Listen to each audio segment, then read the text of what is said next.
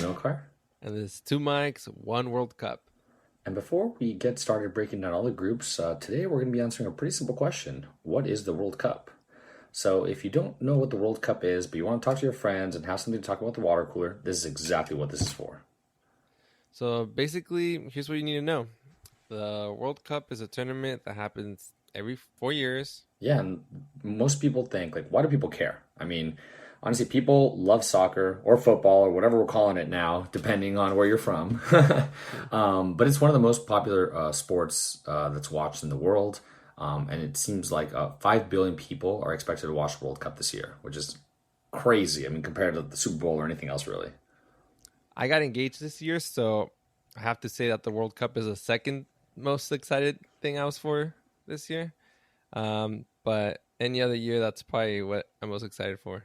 So, Sounds like his fiance is listening. but anyways, when does the World Cup start? Usually it's a summer tournament, but this year it's starting on November 20th, and it goes until December 18th. So if you're in the States and you celebrate Thanksgiving, it's right before Thanksgiving and leads you right up until a week before Christmas. Yeah, you want to like talk about why it's in the winter this time and not in the summer? Yeah, good point. Yeah, so usually, again, traditionally, it's been a summer tournament. Usually, that's because the players are on break from the teams they play with when they're not playing the World Cup. So again, it's in the summer, but in this case, Qatar, the summer temperatures can be well over 100 degrees, so it'd be way too hot to have the tournament there. So basically, Qatar is hosting it. They're making an exception for Qatar, and they're making it a winter tournament this year. But in most other or in every other iteration, it's been in the summer.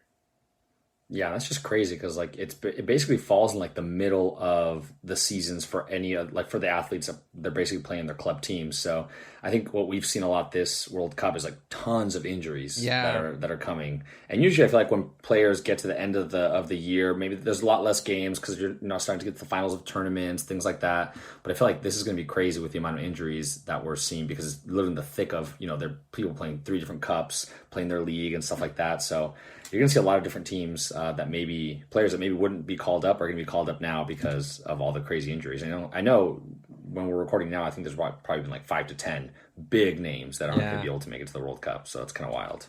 very, very true. Yeah, and the thing about that, usually the prep period for the World Cup, like where the players go to like their country's team, is like 2 to 3 weeks. Now we're looking at like 9 days. So essentially, yeah, even like less than 2 weeks before the World Cup, you might see other players, knock on wood, hopefully not, that for some reason get injured and can't play. So yeah, we'll see how that affects. Yeah, what teams can maybe do well in this new like winter format.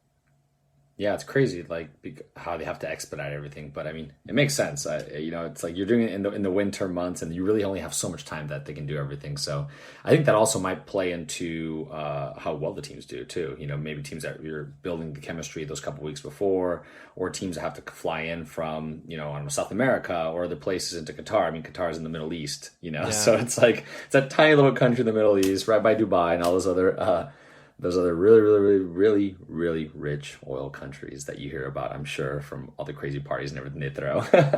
But it's apparently it's gonna be like the most expensive World Cup like to date. So it seems like they're spending 220 billion. Because I'm assuming that they're probably building brand new stadiums because I don't know that they have yeah, any actually, big stadiums there, right? yeah. So on the stadium side, it's the World Cup with the least amount of stadiums used. They're using eight, and Oh out wow. of those eight, seven of them were built from scratch, and then the one that was already there was remodeled very heavily. So basically, practically new. So are they doing it indoors or are they like outdoor stadiums? You know, I'm not sure. I've seen like aerial, like Instagram shots, and they look to be indoors or outdoors, but maybe they just didn't close the roof on them. Yeah, I was gonna say I think I've seen a lot of outdoor stadiums, which is kind of Yeah. crazy. You think like they just crank the AC on an indoor Yeah. stadium or something. And I personally like we live in Southern California, so we don't really have like indoor stadiums. So I've never been inside one, so I'm curious to see Yeah, what like they a would dome or look like. something. Yeah. But yeah, it's wild. I mean, it's so interesting that they picked Qatar. I mean, we can talk about all the wild stuff that Yeah. potentially that they bought the World Cup, all the fraud and corruption and stuff. But I mean, it's just kind of wild. I mean, the fact that they're not going to allow alcohol to be sold inside stadiums, like that's just going to be a huge change for basically anybody that's going to go watch a game. Yeah, exactly. It's basically they're a very conservative country, so they just have a few areas outside the stadium where you can buy and drink alcohol. My understanding is that they are selling it at lower prices than usual in Qatar. So I guess they're trying to kind of meet people halfway since they are expecting about 1 million visitors. Yeah, weren't you saying that there was another World Cup that they did something similar? Yeah, with South Africa, FIFA made them, I think, change their constitution or law so that they could either sell alcohol or like something around like the alcohol in the stadiums. They had South Africa change legislation so that it could happen essentially. I I think guess you can't bully the Qatar, yeah, Qataris. exactly, yeah, Yeah, but it's crazy. It's the first Middle Eastern country to host any World Cup, which is wild. yeah, But I guess it makes sense, like we're talking about, the fact that it has to be in the winter and it can't be, out in the heat and stuff like that. And it seems like all the stadiums are like relatively close, right? You're telling me something about like they can all be metro too. yeah. You can ride like the metro to all of them, so to connect from one to the other. So it's pretty crazy. And then on the location part for the Middle East, traditionally the team that's hosting the World Cup tends to do better than they usually do, and then the countries from that region tend to do better. So up until 2010, when Spain won in South Africa, it was the first time a European country won outside of Europe. Oh wow. And before that, the only team that had won a World Cup outside of their continent was Brazil. But other than True. that, yeah, no other country had done it until 2010, and ever since then, Europeans have been winning everywhere. Germany in 2014 and Brazil, and then 2018, France, and well, that was in Europe, so Russia. So I guess it's happened twice since. But Yeah, that's crazy, man. yeah, so we've kind of covered like why it's in Qatar. Why don't we kind of get into how the tournament actually works? So basically, the World Cup has 32 of technically the best soccer teams in the world. And we say technically because you qualify based on regional qualifications. So if you're from like North America slash Caribbean, Central America, you're in one group, and the top 3 to 4 teams from there qualify. If you're in South America, the top 4 teams from there qualify directly. Europe, Asia, Africa, etc. So sometimes you might have teams that are ranked higher in the world rankings that because their group is very competitive, like Europe, like you'll see like Italy, for example, that it's ranked top 10 in the world, but they're not in the World Cup. So basically that's how the 32 teams that play in the World Cup qualify. And that's why maybe the team you're rooting for usually is not in the World Cup this iteration. Yeah, and I think when you talk about like the teams in Europe, like you were mentioning, like there's some great Yeah. teams in Europe that can't make it in because there's teams in South America or in Asia that end up getting spots and stuff. So that is kind of an interesting way. I do like it because I think it obviously you get to represent the entire world and you don't have the same 10 12 countries taking over this. And also I think it builds for upsets. Yeah. And I mean we've seen them in the past. Teams, really small teams that countries don't think they're going to do anything, and they come out and make it out of the knockout, make it into the knockouts and stuff like that. So it's an interesting Yeah, dynamic. exactly. To that point, like Senegal in 2002, it was their first time playing a World Cup, and they made it to the quarterfinals. So like round last 8 team standing, which is very impressive. So, Yeah, and honestly, had it not been regionalized like that, they probably wouldn't have made it to the yeah, World Cup. So it's kind of crazy. Yeah, you get like the what do you call it? yeah, The Cinderella teams, exactly. right? Like in March Madness. Yeah, and so basically, it seems like they put them all in 8 different groups, which is what we're going to be analyzing at some point in the future here. And they're all made up of 4 teams. So each team is going to play the other teams once. And a win is 3 points, a tie is 1 point, and a loss is 0. So what happens is the top 2 teams with the most points move on. If there's a tie, then it goes to goal differential. So whoever scored more goals versus conceded more goals. And if it goes into a crazy scenario like we saw last World Cup, where it was Japan and I think Senegal, that they had the exact same goals conceded, exact same goals for, and then the exact same points. So it went to how many Yeah. yellow cards they got. And Senegal had more yellow cards, so they literally got knocked out of the World Cup just because they fouled one too many I kind of love times. that because there's times where I've been watching matches and a team's just fouling like crazy, and I'm like, and they do it because they, as long as they don't get like another yellow card later on, like they don't really pay any consequences. So I like that rule. Fair play matters. Yeah, but then you got the Yeah. floppers, man. You got people that just flop. You got Yeah. Neymar where he's flopping around the entire stadium, doesn't do anything, So yeah, it depends. Exactly. And then once you have your top two teams from each group, they go to the knockout phase. So essentially, the team that wins a group that gets the most points, they'll play who got second place from a different group. So then, and then obviously second place from that same group is going to play first place from a different group as well. And in this case, there can't be ties. So they'll play a full 90 minutes, and if the score is tied, they'll go to overtime. After that, they'll play two 15-minute halves, and then if they're still tied, they'll go to penalties. So that's the difference between like the group stage and the knockout phase. Someone has to win. So that's when you get those super dramatic like clips of like the players lining up halfway like in the field watching like someone take a shot, and then everyone runs to the goal when someone eventually scores the winning penalty.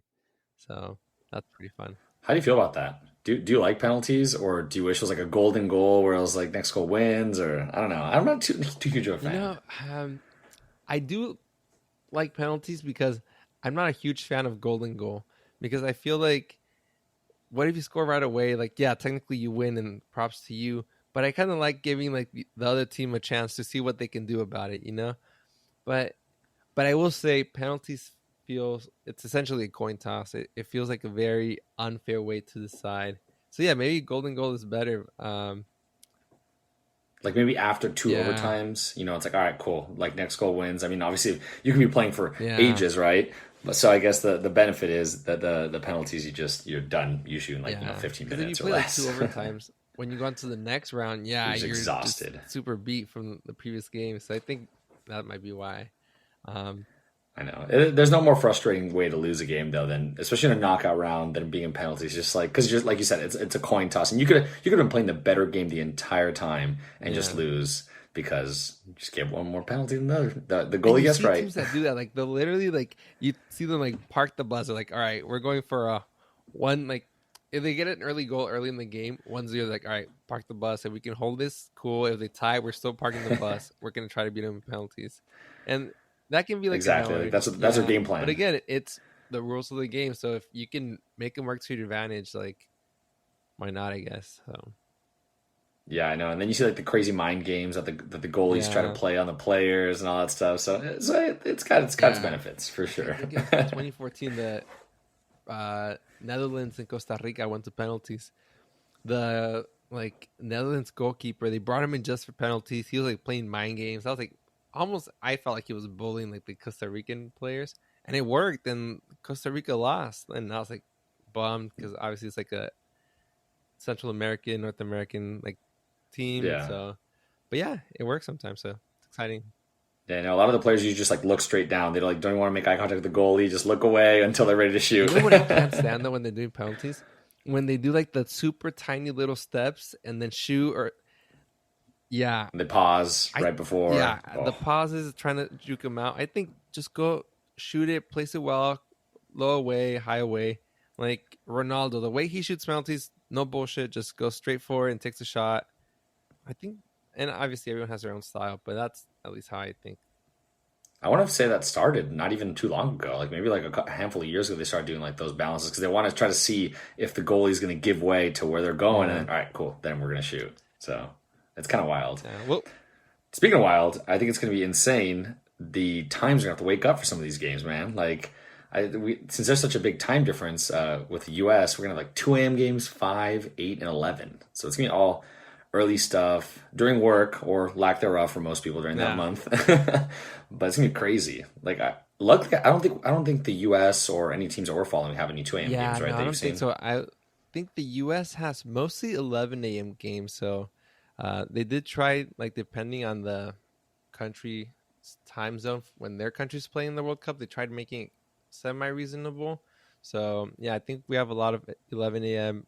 Pacific Standard Time, that is, and a few, I think, 8 a.m. games. So it shouldn't be too bad. But if you are living in the U.S. and you have roots somewhere else and you're rooting for a different team, you might have to wake up as early as 2 a.m., I believe. I know, and honestly, I was thinking like the East Coast times are Yeah, not terrible. It's like 5, 8, like 11 and 2. Like those are like yeah. normal times. I think the 2 a.m. one is the one that's like, okay, do you stay up or do you like wake up the next day early? Like, are you staying up late or are you Oh, if waking you up got work, I think you early? have to wake up early, I'd say. I was thinking I am not Yeah. a morning person, but the World Cup might make me a morning person, so I'm looking forward to this. Yeah. Gas at the Yeah. coffee maker. So, that's basically like a pretty general outline of what the World Cup is. Hopefully we give you more insight so you kind of know what's going on once the tournament starts. So, again, this is Two Mics, One World Cup. I'm Mario. And I'm Amilcar. And make sure you tune in, subscribe wherever you get your podcasts, and we'll be giving you a lot of great content here to come. Thank you. Thanks.